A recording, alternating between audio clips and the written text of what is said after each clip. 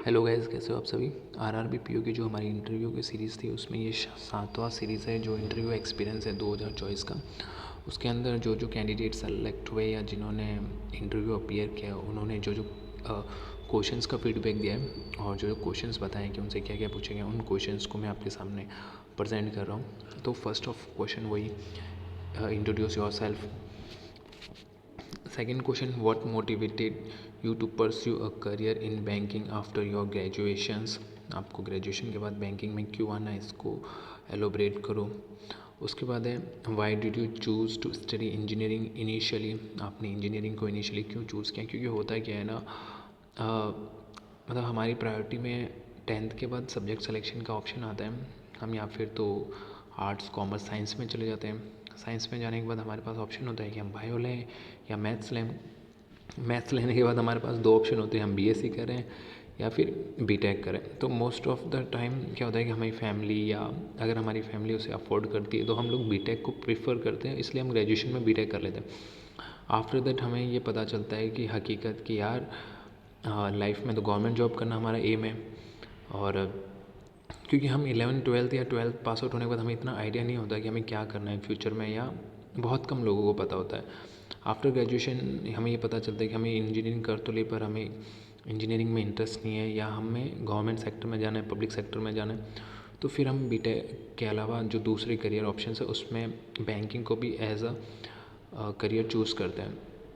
तो इसको बहुत ही सटीक तरीके से और मतलब सच्चाई के साथ आंसर करना है, क्योंकि रट रटा है कोई आंसर नहीं है इसका। उसके बाद है what are the non performing assets NPA and how to the effect affect banks. मतलब एनपीए का सबसे बड़ा क्वेश्चन आरआरबी के है, क्योंकि आरआरबी में होता क्या है कि ना, लोन बहुत डिफ़ॉल्ट करते हैं, आपको रिकवरी करने में बहुत ज़्यादा मतलब एक पॉलाइट तरीके से रिक्वेस्ट करनी पड़ती है। और इनिशियली आप उनको फोर्स भी नहीं कर सकते, सरफेस ही नहीं लगता, या बहुत छोटे छोटे लोन्स होते हैं तो वो डूब भी जाते हैं, लोगों का नुकसान हो जाता है। तो एक जेन्युइन रीज़न भी होता है उनके पास, फिर उनको कन्विंस करके वो लोन रिकवर करना या एनपीए नहीं होना देना। मतलब आप समझ रहे हो कि आरआरबी के लिए एक इशू है। तो आरआरबी ये चाहते हैं कि हमें ऐसे एक जो ऑफिसर्स मिले जो इन चीज़ों को टैकल करके डील कर सके उनके साथ।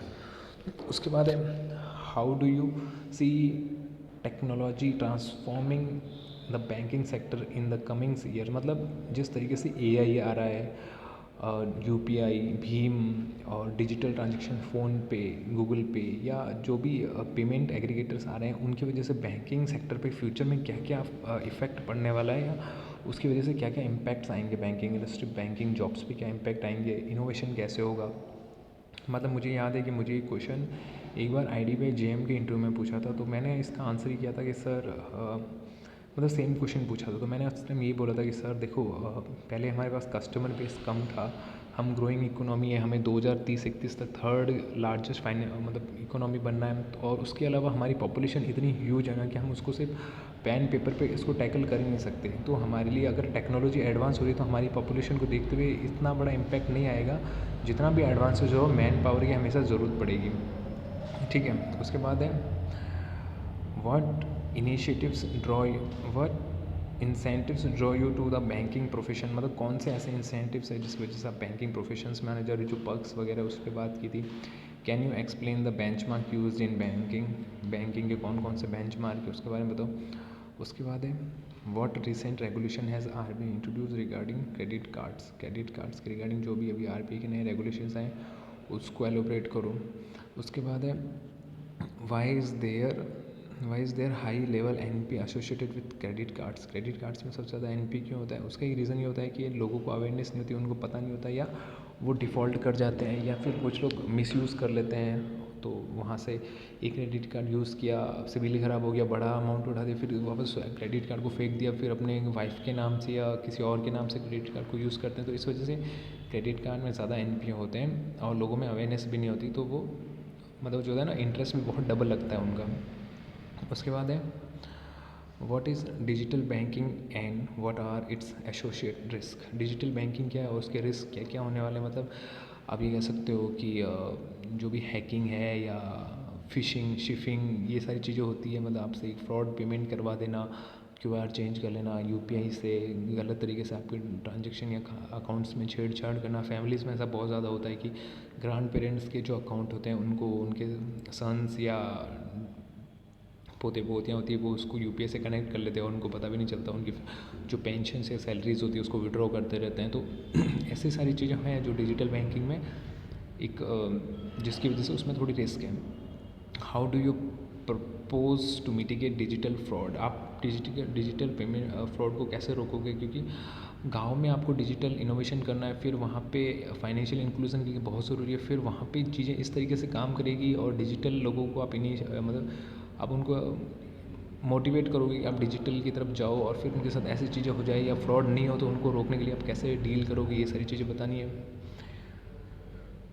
You can discuss the role of chief justice of India and how they are appointed. Chief justice of India के बारे में क्वेश्चंस पूछे हैं क्योंकि अभी डी.वाई. चंद्रचूड़ जी रिटायर्ड हो चुके हैं, उनकी जगह कोई और आए हैं, तो उनको कौन अपॉइंट करता है, कैसे मतलब कोलिजियम सिस्टम कैसे वर्क करता है, तो ये सारी चीज़ें थोड़ी आपको करंट की पता होनी चाहिए। जैसे करंट में CDS कौन है, अनिल चौहान जी हैं, तो ऐसी सारी चीज़ें।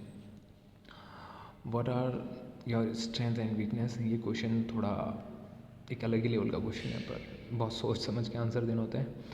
How do you handle aggressive customers? आप एग्रेसिव कस्टमर को कैसे हैंडल करोगे? वही सर आएंगे हमको पानी पिलाएंगे, हम उनकी बात को बहुत प्यार से सुनेंगे, सारे लोग यही जवाब देते हैं, तो थोड़ा सोच के बैठा के फिर जवाब देना कि हाँ सर हम उन्हें पोलाइटली सुनेंगे, हम उनकी जो भी प्रॉब्लम है उसको डिस्कस करेंगे, कब से वो फेस कर रहे हैं और जो उसको प्रॉब्लम को अभी तक डील कर रहा था उनसे कंसर्न करेंगे कि ऐसा क्यों हुआ। तो ये सारी चीज़ों से हम उनको हैंडल कर सकते हैं। What is your understanding in retail banking? Retail banking क्या होती है उसके बारे में बताइए।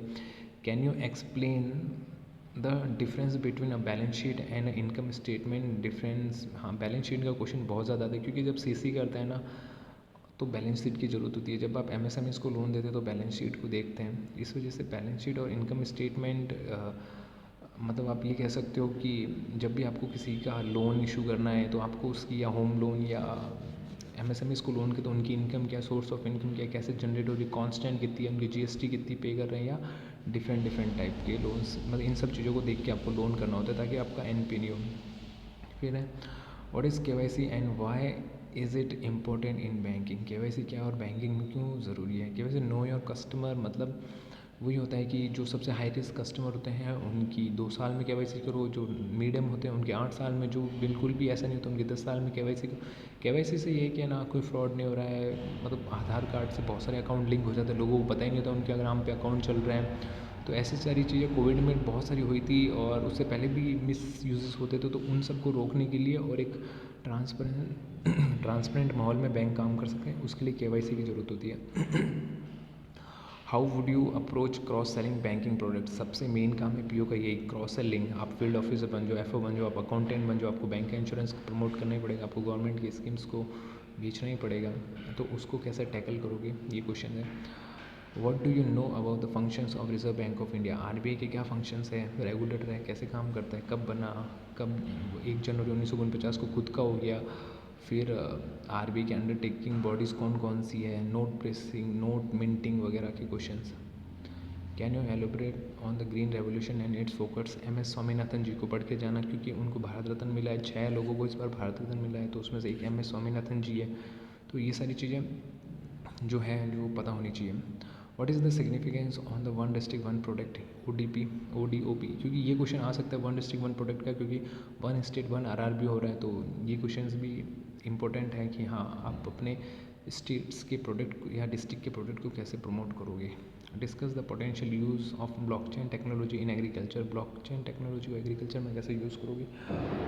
ये होता है ब्लॉकचेन का मतलब एक किसी भी काम को तरीके से, और जैसे होता है ना कि क्रिप्टो करेंसी ब्लॉकचेन पे काम कर रही है, तो इन सब चीज़ों को आप एग्रीकल्चर सेगमेंट में, एग्रीकल्चर में कैसे बेनिफिट ला सकते हो डिजिटल ट्रांसफॉर्मेशन के अंदर, उन सब चीज़ों को गो थ्रू करके जाना है। तो ये एक बेसिक इंटरव्यू क्वेश्चंस हैं जो मोस्ट ऑफ जो मतलब सबसे ज़्यादा रिपीट हो रहे हैं, हर इंटरव्यू से हो रहे हैं, हर पैनल लगभग ऐसे ही क्वेश्चन पूछ रहा है, तो गाइज़ इन सबको करके जाना। उसके बाद काफ़ी लोग ये कमेंट करते हैं भैया आप ही आंसर दे दिया करो। यार देखो, जहाँ तक मेरी एक्सपेक्टेशंस या मेरे एक्सपेक्टेड आंसर होता है ना, वो मैं थोड़ा थोड़ा एक्सप्लेन कर देता हूँ।